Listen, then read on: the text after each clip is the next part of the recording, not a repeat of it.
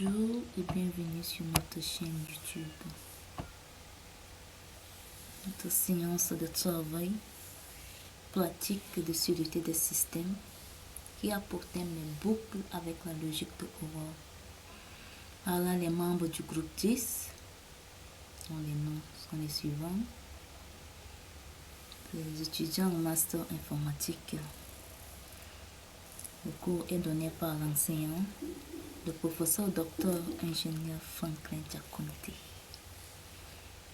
Avant de parler ou bien de prendre un exemple avec boucle sur la logique Howard, il faut savoir ce que c'est que la logique Howard. C'est quoi la logique Howard?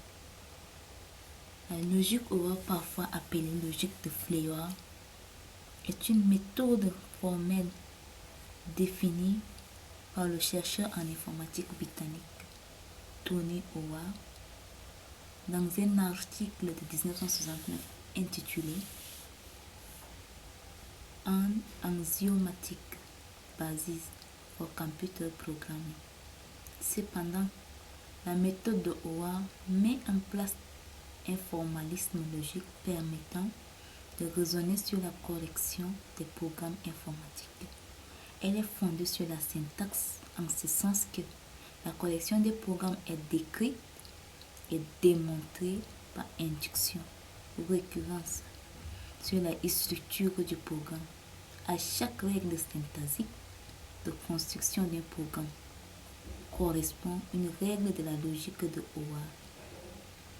Elle a deux utilisations: fournir un outil de vérification formelle des programmes sans les exécuter, décrire rigoureusement la sémantique des langages de programme, les sémantiques axiomatiques. En bref, la logique Howard permet de vérifier est-ce que le programme est correct en utilisant des méthodes. Il y a la méthode par récurrence et la méthode par axiomatique.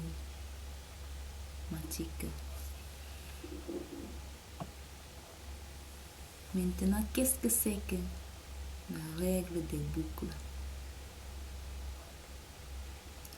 La règle des boucles dans la logique de Howard est souvent appelée l'axiome de l'invariant de boucle. Cette règle est utilisée pour prouver que la condition du boucle est vraie avant et après chaque itération de la boucle. L'axiome de l'invariant de boucle est souvent écrit comme suit: A et B de SI, où I est l'invariant de la boucle, B est la condition de boucle, S est le corps de la boucle et le symbole V renversé est l'opérateur logique E. Cette règle stipule que si l'invariant de boucle est vrai avant l'exécution de la boucle, c'est-à-dire I est vrai lorsque B est évalué pour la première fois, et si pendant l'exécution de la boucle, chaque itération de S préserve l'invariant de boucle, c'est-à-dire que I est toujours vrai après l'exécution de S, alors l'invariant de la boucle est également vrai après la boucle. Voilà un exemple qui illustre ce que c'est que la règle des boucles dans la logique Howard. L'exemple demande de faire le calcul de la somme de 5 premiers nombres entiers. On initialise la somme S à 0, I à 0. Tant que I est inférieur ou égal à 5, la somme S reçoit la somme plus I et I reçoit I plus 1. Nous allons montrer l'invariant. Nombre est égal à 1 plus 2 plus 3 plus 4 plus 5 et S qui reçoit 1 plus 1 sur 2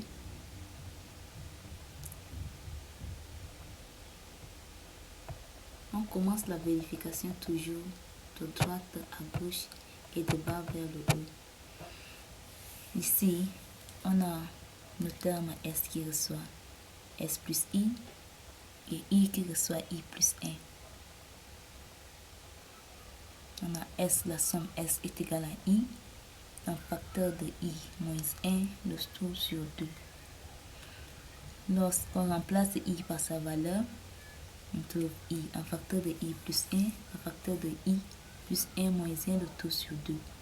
Alors, somme est égale à I, un facteur de I moins 1, le tout sur 2. On remplace la somme S par sa valeur.